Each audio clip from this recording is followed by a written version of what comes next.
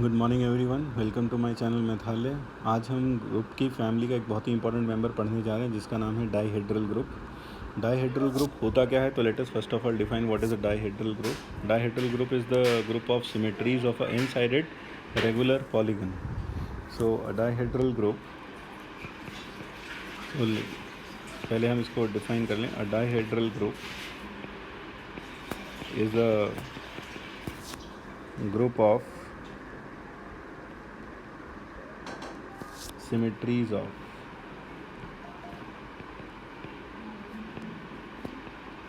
n-sided regular polygon।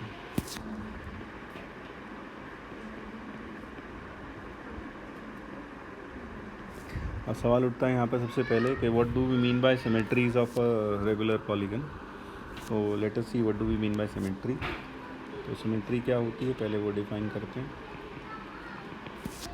तो symmetry is a rigid motion. Symmetry is a rigid motion of n-sided regular polygon. और आप इसे करते कैसे हैं वो बताता हूँ। Which is done by taking a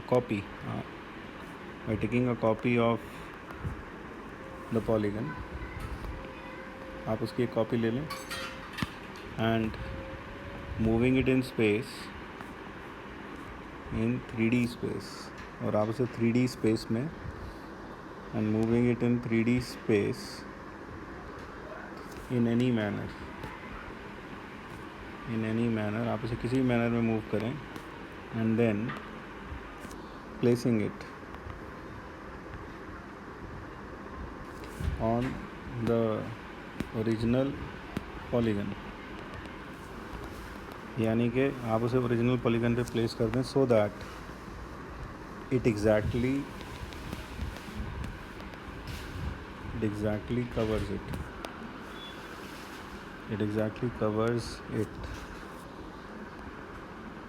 तो ये एक सिमेट्री कहलाएगा। तो तो आपको समझ में आया कि सिमेट्री क्या है। सिमेट्री का मतलब है बस कुछ नहीं करना, आपको उस रेगुलर पॉलीगन की एक कॉपी लेनी है और 3D स्पेस में उसे इस तरह से किसी भी तरह से मूव करें और बस उसे उठा के उस रेगुलर पॉलीगन के ऊपर वापस रख दें ताकि वो उसे पूरी तरीके से कवर कर पाए। तो जो आपने किया that would be a symmetry और a rigid motion of the given n sided regular polygon. अब ऑर्डर ऑफ ध्यान रखें, order of a dihedral group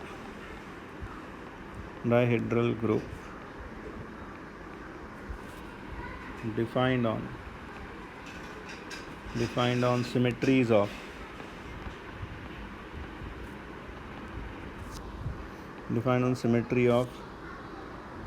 regular n-sided polygon is 2n। देखिए 2n क्यों होती है, पहले तो मैं आपको ये बता दूं। 2n इसलिए होती है, suppose if I have a polygon n-sided polygon, और यहाँ मैं ऐसा कुछ बना देता हूँ and suppose this is 1 vertex 1, this is 2, this is 3, this is 4 and so on. अब ये 1 कैन गो टू ऐसे 1 2 3 एनी ऑफ द वर्टिसेस। 1 को जब आप उठाकर ऊपर से उसे पॉलीगन को उठाकर उसे कैसे ही मूव करेंगे तो आप 1 को कहीं ना कहीं तो रखेंगे, तो 1 कहाँ जा सकता है, या तो उसी जगह पर वापस आ जाए, या 2 पर, या 3 पर, या 4 पर। और जो 2 होगा तो 1 सपोज 1 जाता आई पर, suppose 1 goes to i, then 2 कहाँ जाएगा, then 2 will go to either i minus 1 और i plus 1। 2 कहाँ जाएगा, या तो i minus 1 पर जाएगा या फिर i plus 1 पर जाएगा, जहाँ i 1 नहीं है। तो आप समझ गए कि या तो ये i minus 1 पर जाएगा या i plus 1 पर जाएगा। और अगर 1 पर ही गया then 2 can go to either 2 और 2 can go to 3। तो उस केस में भी ये कब है, जब i 1 नहीं है। और अगर i 1 है तो 2 will go to either 2 only or it will go to 2 will either go to 2 और n। तो अगर मेरे पास 4 तो it will go to n या फिर n पर जाएगा। तो यानी कुल मिलाकर i के लिए मेरे पास कितनी चॉइसेस हैं? i के लिए मेरे पास n चॉइसेस हैं और for every choice of I will have 2 choices for 2। मेरे पास 2 के लिए कितनी चॉइस हैं? 2। सो total number in which polygon can have a rigid motion is n into 2, क्योंकि 1 के लिए कितने ऑप्शन है? n, और सेकेंड वर्टेक्स के लिए कितने ऑप्शन है? 2। तो टोटल ऑप्शंस कितने हो गए? That is 2 into n। So total number of rigid motions, total number of rigid motions, so total number of rigid motions हमारे पास कितने हो जाएंगे? n into 2, that is 2n। तो that is the total number of rigid motions of a regular n sided polygon. और एक चीज़ और, जैसे ही आप 1 और 2 फिक्स करेंगे तो बाकी सारे के सारे वर्टिसेस अपने आप ऑटोमेटिकली फिक्स हो जाएंगे, इसलिए टोटल रिजिड मोशंस 2n ही होंगे। अब ये जो 2n मोशंस होते हैं, लेट अस सी ये होते कैसे कैसे हैं। जैसे मान लीजिए मैं एक स्क्वायर ले लूँ, if I take up a square, अगर मैं एक स्क्वायर यहाँ पर कंसिडर कर लेता हूँ, if I consider a square, तो ये एक स्क्वायर मैंने कंसिडर किया, तो आप देखें तो इसमें जो रोटेशंस, इसमें जो मोशंस होंगे, तो इसका ऑर्डर कितना होगा? D4, D8 हो जाएगा। यानी इसमें कितने एलिमेंट्स आएंगे? 8 एलिमेंट्स आएंगे, इसमें 8 एलिमेंट्स आएंगे। और जो 8 एलिमेंट हैं उनमें समझें आप, पहले एक 4 तो होंगे रोटेशंस, 4 तो रोटेशंस होंगी। आप क्या कर सकते हैं? 1 को उठा के 2 पर भेज दें, 1 को 1 पर ही रहने दें, 2 को 2 ही रहने दें, 3 को 3 रहने दें और 4 को 4 ही रहने दें। तो एक तो ये हो गया। फिर आप अगला क्या हो सकता है? 1 को 2, 2 को 3, 3 को 4 और 4 को 5। और फिर इसी तरह से 1 को 3, फिर 2 को 4, 4 को, आप समझ रहे हैं ना, 1 गया 2 पर, अब फिर 1 के बाद 2, 2 गया 3 और 3 गया 4 गया 5 पर, 3 goes to 4, 4 goes to 5. Next you can have another rotation where 1 will further go to 3 and 2 will go to 4 and 4 will go to 2 and 3 will go to 1. ये एक रोटेशन ये हो जाएगा। तो आप इस तरह से करके 4 रोटेशंस कर सकते हैं by an angle of 90 degree each time. तो कुल मिलाकर 4 रोटेशन हो सकते हैं। फिर अंतिम जो रोटेशन होगा वो होगा 1 जाएगा 4 पर और 2 जाएगा 3, 1 गया 4 पर, 1 goes to 4, so 1 goes to 4, तो 1 4 पर जाएगा, 1 will go to 4 and 4 ये आप रोटेशन देख सकते हैं। तो ये पहला रोटेशन, ये दूसरा, ये तीसरा और चौथा रोटेशन। बेटर रहेगा कि मैं इन्हें बना के देखें यहाँ पर, तो सारे रोटेशन एक बार आप बिना कन्फ्यूज़न के सामने आ जाएंगे। तो देखिए ये है 1, ये 2, ये 3 और ये 4, ये एज ये ओरिजिनल पोजीशन हम 1 से रोटेट कर रहे हैं, डिनोट कर रहे हैं। अब रोटेट करते हैं, we are rotating it in anti clockwise manner. So this will be 4, this will be 1, this will be 2 and this will be 3। एक बार और रोटेट करते हैं, तो ये हो गया 1 and this will be 2, this will be 3 and this will be 4। एक बार और रोटेट करते हैं, तो ये 1, फिर 2, फिर 3 और फिर 4। तो finally this is second rotation, this is third rotation. तो देख रहे हैं जो हमने ऊपर बात की थी, तो ये फर्स्ट रोटेशन, ये फर्स्ट हो गया, ये आपके पास R हो गया, और ये जो हो गया ये हो गया आपके पास में R², ये R² हो गया, और R³ हमारे पास हो गया। 1 goes to 2, 2 goes to 1, तो 2 गया 1 पर, 1 गया 4 पर एंड then 3 goes to,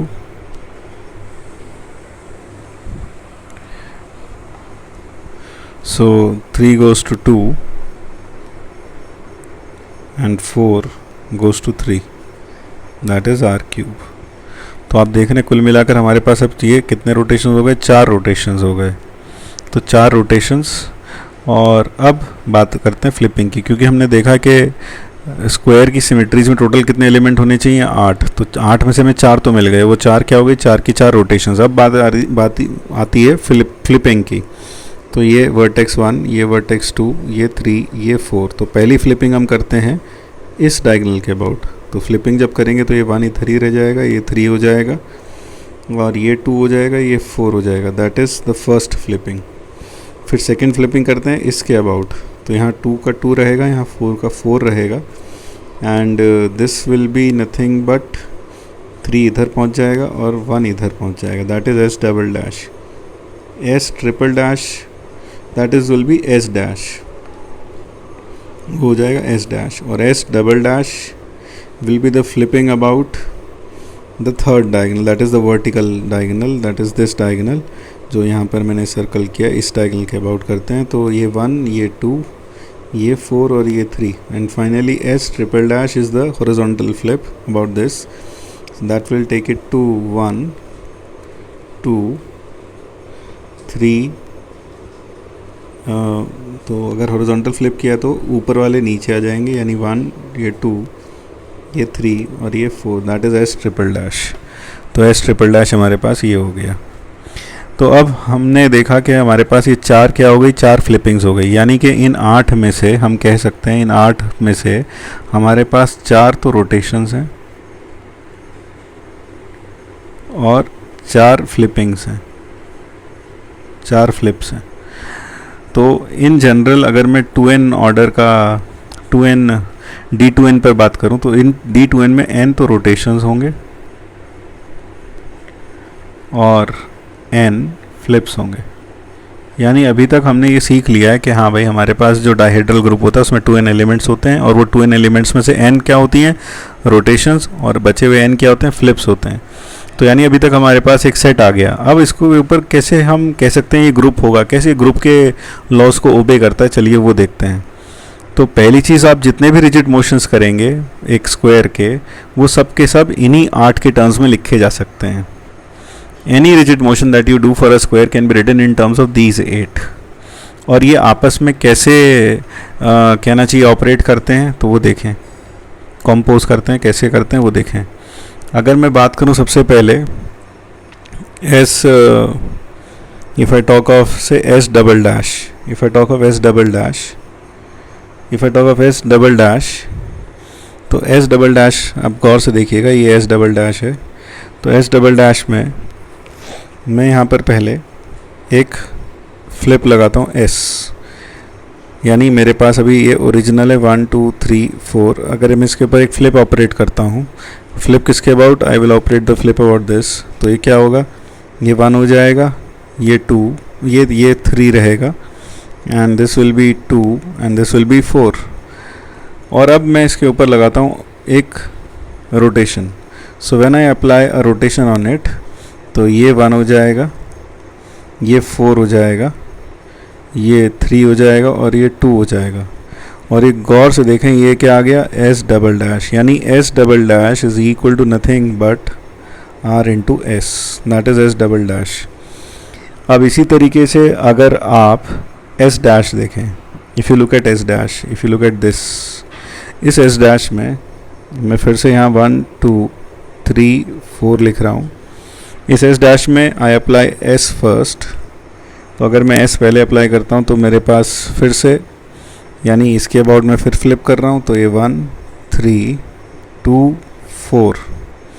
अब मैं लगाता हूँ आर स्क्वायर. आर स्क्वायर का मतलब है इसको 2 बार रोटेट करेंगे, तो 1 यहाँ पहुँच जाएगा and 4 will reach here, then we will have 3 and then we will have 2. और गौर से देखें ये क्या बन गया, एस डैश. तो एस डैश एक तरीके से हो गया आर स्क्वायर इंटू एस. और अगर मैं अब देखूं S triple dash, if I look at S triple dash, तो 1, 2, 3, 4, और फिर से हम पहले एक फ्लिप कर देते हैं एस इसी डायगोनल के अबाउट, और फिर अब हम इसे रोटेट करते हैं 3 बार. तो जब फ्लिप किया तो ये 1 और ये 3, ये 2 और ये 4. अब जब रोटेट करेंगे 3 बार तो 1 तो यहाँ आ जाएगा, फिर 4, फिर 3, फिर 2। और गौर से देखें ये एस ट्रिपल डैश है, और एस ट्रिपल डैश क्या बन गया, this becomes R cube into S. तो इसका मतलब क्या हुआ कि आपके पास जो डाइहेड्रल ग्रुप में D8 में जो एलिमेंट्स हो गए वो क्या हो गए, ideally speaking 1 R, R square, R cube S, then R S, then R square S, and then R cube S. और ये 8 एलिमेंट्स हो गए और ये आपस में ऑपरेट भी कर रहे हैं, आप देख सकते हैं। यहाँ एक चीज़ ऑब्वियस है कि आर एस और एस आर इक्वल नहीं होता है, पहली इंपॉर्टेंट बात, that S R and R S R not equal. ये नॉन अबेलियन है, नॉन अबेलियन ग्रुप, यानी इस ग्रुप के एलिमेंट्स परम्यूट नहीं करते फॉर n ग्रेटर दैन 3। तो ध्यान रखें, for n greater than 3 the elements of the dihedral group do not permute. फिर दूसरी चीज़, r की पावर अगर आप n लगा दें तो that will be equal to 1। इसी तरह से s स्क्वायर करें तो वो भी 1 आएगा। क्यों? यानी order of s is 2 and order of r is n। तो r n क्यों? क्योंकि अगर आप उसे n बार रोटेट करेंगे तो ऑब्वियसली बात है आप सेम इनिशियल स्टेट में वापस पहुंच जाएंगे, और 2 बार फ्लिप करेंगे तो वापस वहीं पहुंच जाएंगे। तो इसलिए order of s is 2 and order of r is n। और दूसरा, इसके अगर आप आर एस को देखें, if you look at r S, then are s का मतलब क्या होगा, देखिए ना, every rotation can be thought of like a bijective mapping from the vertex 1 2 3 4। तो आर क्या करता है, it sends 1 to 2, 2 to 3, 3 to 4 and 4 to 1। That is what it does. तो that is what the rotation in the first place, are जो करता है वो यही करता है, ठीक है। तो आर इन्वर्स क्या होगा, आर इन्वर्स विल बी 1 2 1 3 2 4 3 1 4। ये हम आर इन्वर्स देख सकते हैं। और आप गौर से देखें, ये जो आर इन्वर्स है ये आर क्यूब है, होगा ही, क्योंकि आर की पावर n अगर 1 है तो r की पावर 4 इस केस में 1 होगा, और r की पावर 4 अगर 1 होगा तो मैं यहाँ एक चीज़ और लिख देता हूँ, r का इन्वर्स इज़ r की पावर n-1। तो ये चीज़ ध्यान रखें। तो r का स्क्वायर क्या हो जाएगा, r की power -2 will be nothing but it will be r to the power n-2 and that is how it goes. तो ये r इन्वर्स। तो अब हम देख रहे हैं आर एस का मतलब क्या हुआ, पहले आप क्या करेंगे, फ्लिपिंग करेंगे और फिर रोटेशन करेंगे। तो अगर आप आर एस देखें तो आर एस में पहले होगी फ्लिपिंग। तो this will be like the composition of 2 mappings 1 2 3 4 2 3 4 1, और मैं यहाँ एस भी लिख देता हूँ। फ्लिपिंग में क्या होता है, 1 तो 1 की जगह रहता है, 3 की जगह रहता है, और 2 पहुंच जाता है 4 पर, और 4 पहुंच जाता है 2 पर। तो अगर मैं इन दोनों को कंपोज करूं तो let us see, 1 goes to 1 and 1 goes to 2, so finally 1 goes to 2, 3 goes to 3 and 3 goes to 4, so 3 goes to 4। देख रहे हो ना, 3 goes to 3 and then 3 goes to 4, so finally 3 goes to 4, 2 goes to 4 and 4 goes to 1, so 2 goes to 1 and 4 goes to 2 and 2 goes to 3, so that is it। और अगर मैं अब S R inverse operate करूँ, S R inverse का मतलब 1 3 2 4 1 3 4 2, इसको operate करूँ are inverse के साथ, तो 2 3 4 1 1 2 3 4। तो चलिए देखते हैं क्या होता है। 2 goes to 1 and 1 goes to 1, तो 2 goes to 1, तो 2 goes to 1, 3 goes to 2 and 2 goes to 4, so 3 goes to 4, 4 goes to 3 and 3 goes to 3, तो 4 goes to 3, 1 goes to 4, 4 goes to 2, तो 1 goes to 2। और गौर से देखें यही आर एस है। तो इसका मतलब ये ऑपरेट कैसे करते हैं, देखिए R S will be nothing but S r inverse, और इसे आप लिख सकते हैं एस आर क्यूब, यहाँ एस आर की power n minus one, that is how you can write it. और इस केस में तो मैं एस आर क्यूब लिख सकता हूँ क्योंकि मैं स्क्वायर की सिमेट्री पर बात कर रहा हूँ। तो R square of S will be equal to S R square का इन्वर्स, और आर स्क्वायर का इन्वर्स क्या होता है, आर स्क्वायर खुद। इसी तरीके से अगर मैं आर क्यूब एस लिखता हूँ that will be S into R की पावर माइनस थ्री, उसका इन्वर्स क्या होगा, that will be R 4 minus three. तो इस तरह से मैं कह सकता हूँ कि R to the power in general what I can say is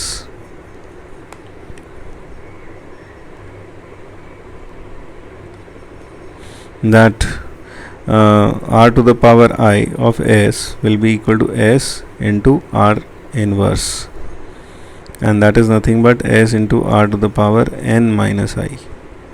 So that is how they permute among themselves. तो ये एलिमेंट्स हो गए और ये उसका ग्रुप स्ट्रक्चर हो गया जहाँ पर एलिमेंट्स इस तरह से ऑपरेट कर सकते हैं। तो मान लीजिए कल को आपको जैसे इसी ग्रुप में आर स्क्वायर आर की पावर 3 और एस चाहिए, so that will be nothing but r to the power 5 into s, and that would be r s, क्योंकि आर की पावर 4 तो आइडेंटिटी हो जाएगा, and this will be s r inverse, and that will be s r cube. So that is it. सो ये हर बार जब आपस में ऑपरेट करेंगे तो आप पाएंगे हर बार इसी का एक एलिमेंट जनरेट हो जाएगा, या बस आप यहाँ पर ये आर एस ही आ सकता था, तो ये आर एस आ गया आपके पास इसके अंदर। तो that is how you can operate. तो ये हो गया हमारे पास डाइहेड्रल ग्रुप। तो डाइहेड्रल ग्रुप में अब अहम बातें जो हम समझ सकते हैं वो ये कि डाइहेड्रल ग्रुप का dihedral group defined on a polygon of order n has order 2n, और उसके जो एलिमेंट्स होते हैं वो होते हैं 1 आर आर स्क्वायर से लेकर r की पावर n माइनस वन तक। तो d2n कैसा दिखाई देगा, d2n will look like this, 1 R R square to the r to the power n minus 1, and then s, then rs, and lastly r to the power n minus 1 into s, and where the operations will be done according to this. और ये elements permute नहीं करते for all, commute नहीं करते for all n greater than equal to 3, for all n greater than 3। तो 3 के ऊपर जो भी हमारे पास डाइहेड्रल ग्रुप हैं वो सब के सब नॉन अबेलियन हैं, और ये उनका एक ग्रुप स्ट्रक्चर हमने डिफाइन कर दिया।